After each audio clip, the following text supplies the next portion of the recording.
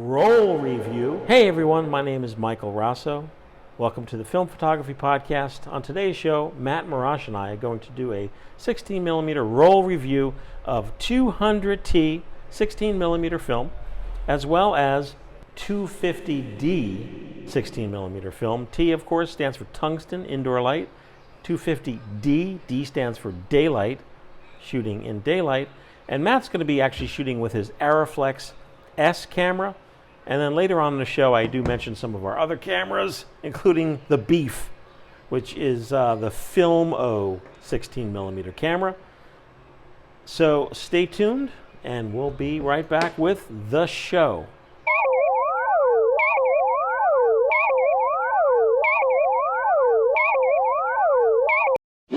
Hey folks, my name is Michael Raso. I'm here with Mat Marrash. Hey, how's it going, everybody? If you didn't know, we love film. We love still photography film, and we especially love movie film. And we've got the bug, and we're shooting up In a a bad storm. way. Myself, Matt, Owen McCafferty, we're shooting up a storm. So today we're going to review some rolls, and we're doing these shows so you guys can see what these film stocks look like, so you can make a judgment for yourself of applying these film stocks for your own creative projects. Today we're talking about the Kodak Vision3 200 series, 200T, 250D in 16mm. Matt is going to share his screen, and we're going to look at a roll that Matt shot in Cleveland in 2023. Yeah, this was at the Cleveland meetup. So, Mike, I remember for the longest time you were like, "Hey, I should shoot 50D and 200T." And I was like, 200T? I never even knew about 200T because all I heard from there's John. All I'd ever heard from everybody was, "Oh, you have to shoot 500T. You have to shoot 250D." But this is 200T, it's like evening. It's a little overcast, but I didn't have a filter on this thing. So, the color looks great, and you can see we're getting into that indoor lighting at the Right. Yep. at the brewery. And now we're switched over. So there was Trev, there's everybody at the FPP meetup. I've got did I have you and John kind of running that? Oh yeah. So here you are running a tungsten Light LED panel. panel. Yeah. And so that's like one of those bicolor ones. And if you set it to like 3200 Kelvin, you can match the interior lighting that's going on. So here I didn't have Mike's help, and you can see we're doing okay, but you definitely need light when you're indoors, especially a lot of overhead lights. So there's the key light. A lot of people were like, because the light's hitting them really hard, but it's the perfect amount of light for skin tones on there, just to make sure you have everybody really properly exposed. And it has a great look. This room is pitch black. Not here. That's like the only actual lighting in the room. The room is pitch black. It's a pub. Yeah, if you're shooting film without using lighting, you're shooting like everyone was shooting like 3200 or, blasting you with a flash. That's like the only way to go, because those tiny little lights on the side of the walls, they're not doing anything. They're not direct at all. So that panel light is doing so much work. There's Owen, about to change out a cube and blast everybody. Yes. But the 200T, this looks great. I mean, the grain, like there is grain, but for 16, and this is on my old RES from the 50s, 60s, this looks excellent. I'm just using, I think I was using a lot of my 16mm lens, and I'm shooting, not wide open. I think I was like at 4 to 5.6 most of the time. And that's because that panel light is giving me lots of good light to work with. Matt, were you pulling focus at all? Were you doing anything with your focus? Oh, I was trying to rack focus like crazy. It was tough because like you said, it was super dark in there. So I had to have the panel light to hit focus. And I'm just kind of like moving the camera in and out, but there was a pull. There's me searching for focus on the young lady with the red hair. So like, yeah, I'm pulling focus this whole time. The RE has those little leaves that I can kind of like move quickly, but the ground glass of that is like my old Hasselblad. So that's the difference with light versus no light. It's night and day. So you really want to use a light when you're using 200T, but the grain is so favorable versus something like a 500T. I'm just going to scrub back. So where, I mean, what you shot essentially is event cinematography. So Yeah, if run and that were gun. a wedding, right? Mm-hmm. And you had an assistant with a light panel, That's all you gotta do. 200T is what you need. And I say that sincerely because everyone is running for the 500T. Yeah. And I think, that was kind of the only environment where I was like really surprised that 200T came through. Like I've seen 200T used outside with like filters and stuff, but I'd never really tried it in a super dark situation. And this is that kind of situation that most people would think screams 500T, but 200 did a great job. Yep. And those are not expensive LED panels. Those things are like 30, $40. You get a couple extra batteries. So less than the cost of your 100 feet of 16 millimeter film, you have a good rechargeable light source that you could throw on a stand, but then you'd have to direct people toward you. Or, like you said, have an assistant, have a friend that's helping you wrangle your light and maybe your focus. And you can do some, yeah, really, really cool creative stuff. And it's given me some more confidence for working in those increasingly like changing light environments. And later this year, I've got a destination wedding that I'm shooting on 16 millimeter film. And you bet I'm going to have some 200T in my Okay. film bag. I'm sold on 200T because I already love 50D. I think that was one of the first color films I shot. But then seeing the 200T, the 200T is just it's the lesser known brother to the 500T because those are by far the most popular. But this Absolutely. has just nicer grain. I like how easy to control all of, like the skin tone was because I didn't really do anything to this footage. This is just like maybe adding a tiny bit of contrast so you can see the difference between the film rebate and the rest of the stock. That's it. In 200T versus 500T. In 500T, you would have saw blue in your dark spots. Yes, like all of that stuff, like under the bar, in the on the walls, even the shadows under people's Shadow faces. areas are blue in 500T. Yeah, it'll get really, really funky. And there was none of that miscoloration. Everything looked just really, really natural. And that's what I liked about it. Yep. I would like to say that that particular reel that was shot. Trev Lee is the Grand Exalted Mystic Ruler of Beers and Camera, Ohio. Yes. Beers and Camera is a national organization. Different states have different chapters. Get together with film shooters. Matt, the whole FPP gang was in Ohio. We were doing podcast recordings, and that Mm-hmm. was a great opportunity to Trev to come down and stage a Beers and Camera that evening when we were in Cleveland. So, Oh, it was great. We had an awesome turnout, and the photo walk the next day was a lot of fun. which So we're going yeah. to see when we talk about our next film stock, which is 250D. And it's wonderful. And Trev is a great guy. He said to Mhm. me, he's like, we did this Beers and Camera, and I feel bad because people are coming from like far away to come to Cleveland.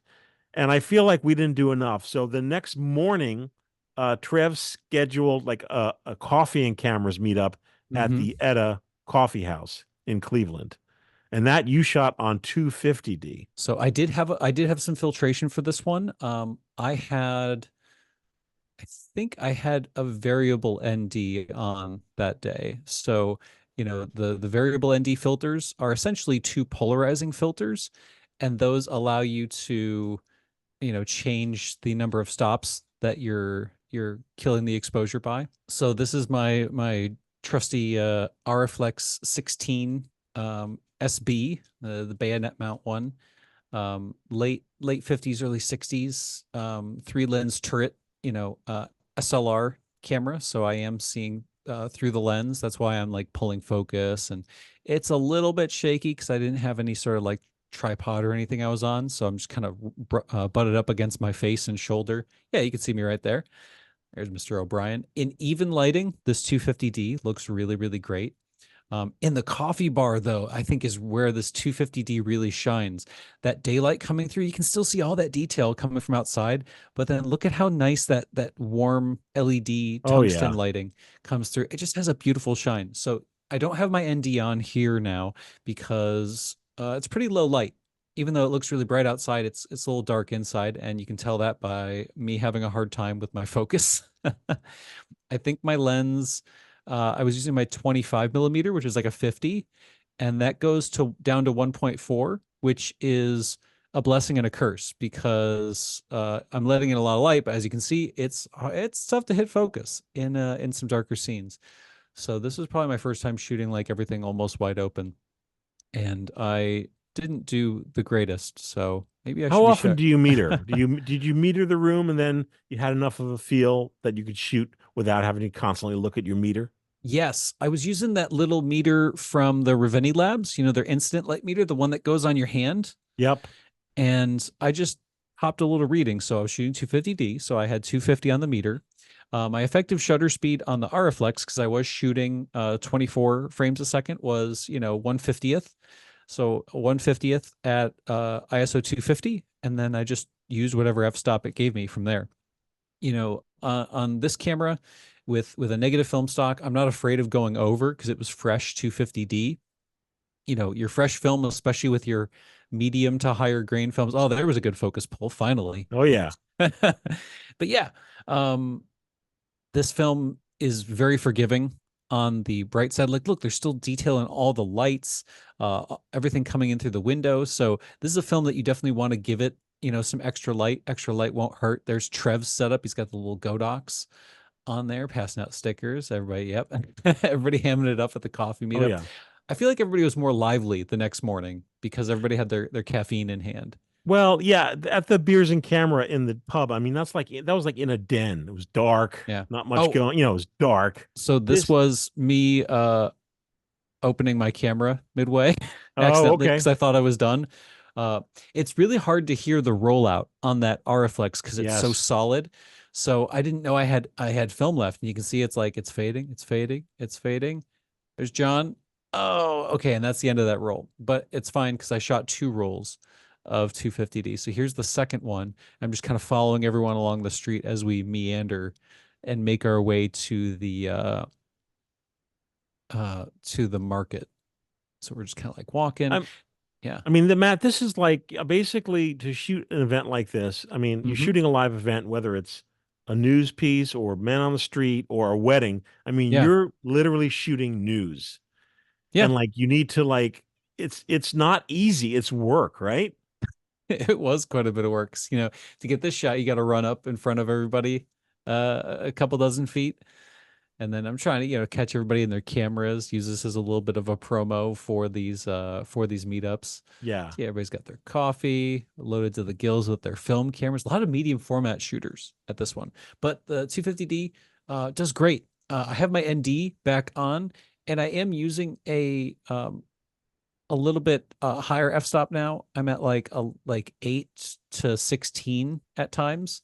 So like here, you can tell when it gets dreamier, I'm opened up a little bit more. So this is like Yeah. closer to f8.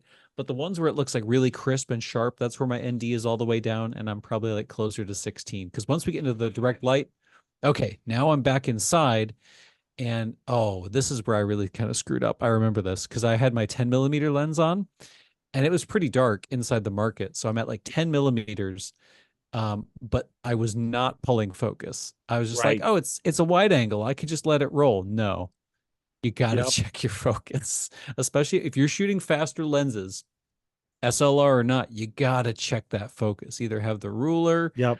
Yeah. So you can see like Owen's like super sharp when I'm about to hit him in the face. But I But mean, this is your test, Matt, because you mentioned like in the fall you're going to be shooting a wedding on 16, and it's like yeah, this is. I got to be mean, ready. you're learning like, oh, I can't do this. I need to. I mean, if you're at an event where you have once in a lifetime footage that other people are Hmm. depending on you to Got deliver, you got to know it.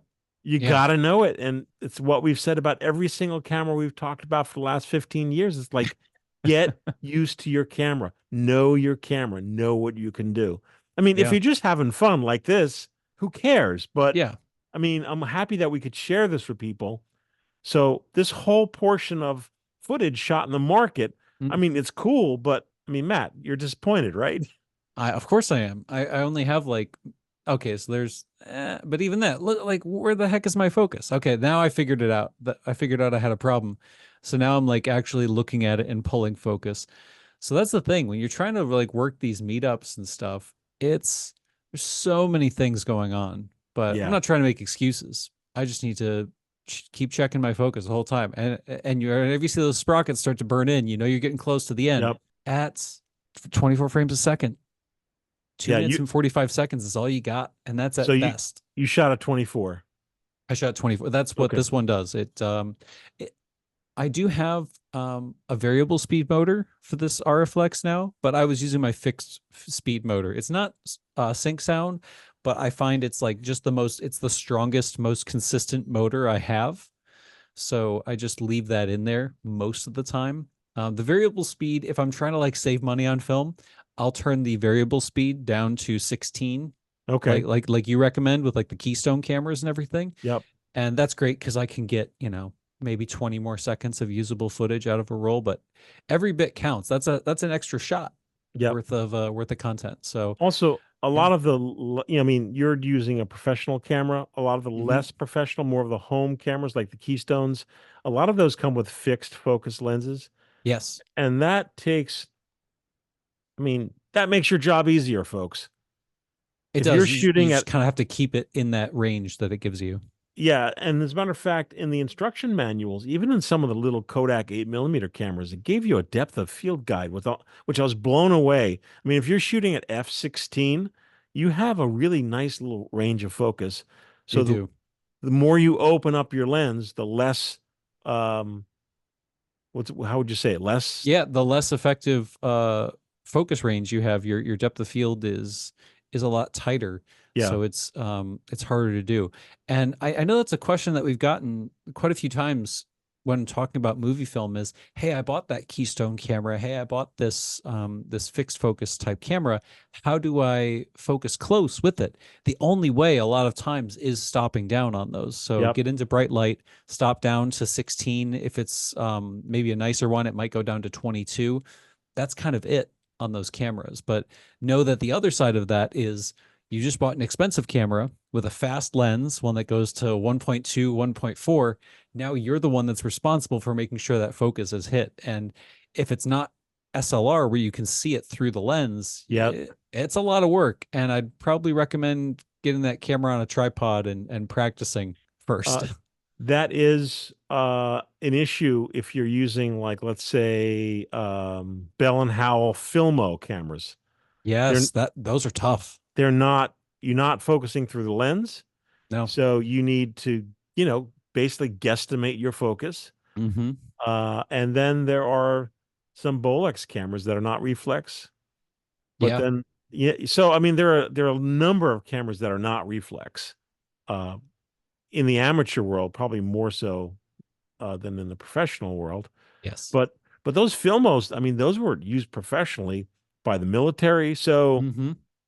when you see footage like military footage, uh, especially during any of the wars, and you see all this beautiful footage in focus. I mean, They were shooting bright light and they were stopped pretty far down. any tips for any of the 200 series? Um, so 250D is kind of the faster brother to 50D, and I would say 250D of the two we talked about is probably the more popular one because everybody thinks they need that more speed. But if you're working with an older camera, you're probably going to want an ND filter. Most of those shots, until I went inside to darker indoor naturally lit environments, I was running an ND filter at least 2 or 3 stops the whole time. Right. Um, and that's even like, diffused light. So you probably want an ND filter. The 250D and the 200T are more, well, I think 200T is more forgiving in terms of the differing light conditions. I think the 250D showed the difference between tungsten and daylight a little bit more. The tungsten stuff looked a little more orange in that case. And then another difference I noticed was the 200T felt a little bit snappier, a little bit more like had a little bit more punch, a little bit more saturation. The 250D felt a little bit softer, and I think that's just because of the grain on there. So I wasn't seeing those little extra bits of contrast that the tighter grain pattern of the 200T had. So they don't sound that too far apart, but they're very different films. Yep. And if you're going into a place that's like maybe half outside, half inside, 200T might do better.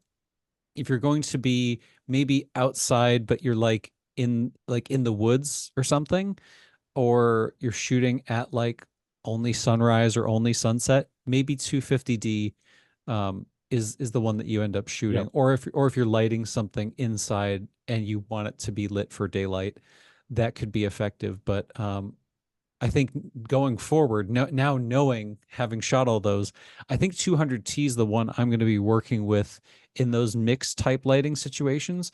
And then as soon as I know I'm going outside, I'm just going to use 50D because I know I Right. love that stuff. Right. The 200 series is very versatile, Mm-hmm. especially in Super 8. I always recommend, especially, event shooters, grab your 200T Yeah, because, you know, if you're inside, if you're outside, it's in the middle, so it could be color graded. Uh, 50D is a wonderful stock, but if you're at a wedding and you move indoors, that's it. that's it. You're Yeah. done. 200T, beautifully versatile. And I know there's so many fans of 500T, but Mm-hmm. you know, it has its place. But in most situations that hobbyists are shooting, there's no place for it. It's Especially in Super 8, which is such a small gauge. So I've been pushing the 200T very heavy because I really think the stock is that good. So, I think we're the last two fans of 200T, but I'm happy to be a part of it. yep. And we just got 200T in regular 8 millimeter. Ooh, And nice. I keep saying to myself, "Oh my God, if I got the 500T, it would be sold out by now." But I got the Mm-hmm. 200T, and it's like crickets. I don't understand. Granted, I have to shoot some test rolls. We have not done a roll review of 200T and 8 millimeter, but we will soon. Hey, if you like what you're seeing, leave a comment down below or send us an email, podcast@filmphotographyproject.com. Your feedback is important. If you find if these videos are helpful or not. So I think we covered it for the 200 series. Mm-hmm. Thanks, Matt. And Cool. hopefully we'll be back soon with a new segment.